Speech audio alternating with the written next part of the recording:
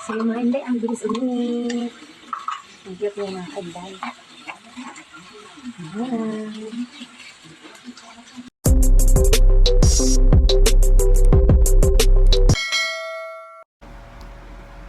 Hello mga inday! Kumusta na kayo dyan? Sana po, nasa mabuti po kayong kalagayan.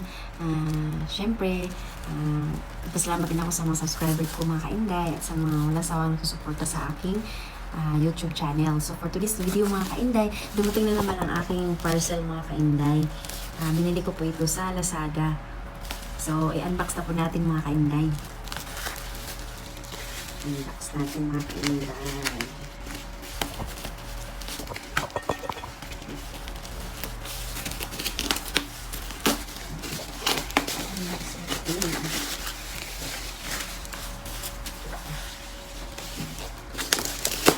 Gagamitin ko ito guys. Maliit lang po itong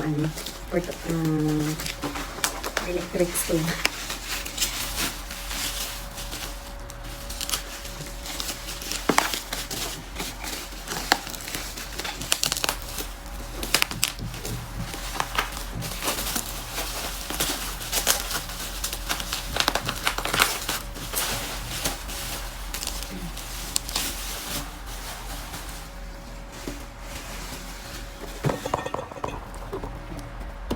Sabi mo mga kainday, maglalaro po ako ng ganito nung bata pa ako din gano'n, no?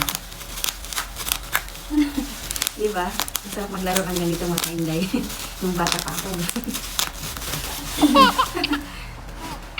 So, ayun mga kainday. Ito po siya mga kainday. Diba? Ang cute mga kainday. Nabili ko lang siya ng mura mga kainday.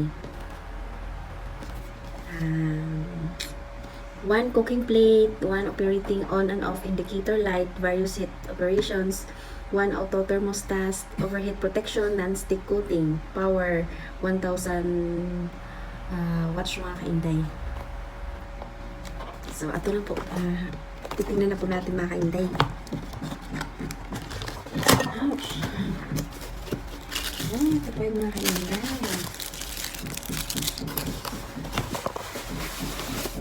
Cute na yung mga kainday. Napaka-cute ang aking electric stove. Yan mga kainday. Meron pa siyang manual.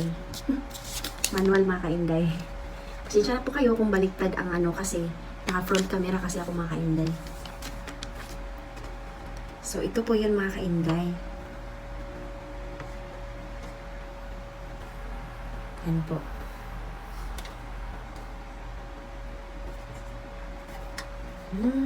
Ito po siya mga kainday, oh. Cute lang talaga siya, pang studio unit mga kainday. Sinasadya ko po ito lang bibilin ko kasi hindi naman gaano kalaki ang space ko dito mga kainday sa aking kitchen. Mini kitchen lang po ito mga kainday. So, maganda po ito sa mga Airbnb mga kainday. Sa mga gustong mag-staycation, mag-rent ng todis, mag-rent sila ng mga todis lang mga kainday. So, ito po, maganda po ito sa kanila. Magagamit sa... Ito yung mga kainday. Nakita ko sa sa mga comments doon sa Lazada, okay naman siya mga kainday. So, tatry ko ito kung maganda pa talaga ang paggamit nito mga kainday. Okay, thank you so much for watching. See you on my next vlog. Bye! So yung mga inday, ang bilis uminit. Ang cute yung mga inday. Bye!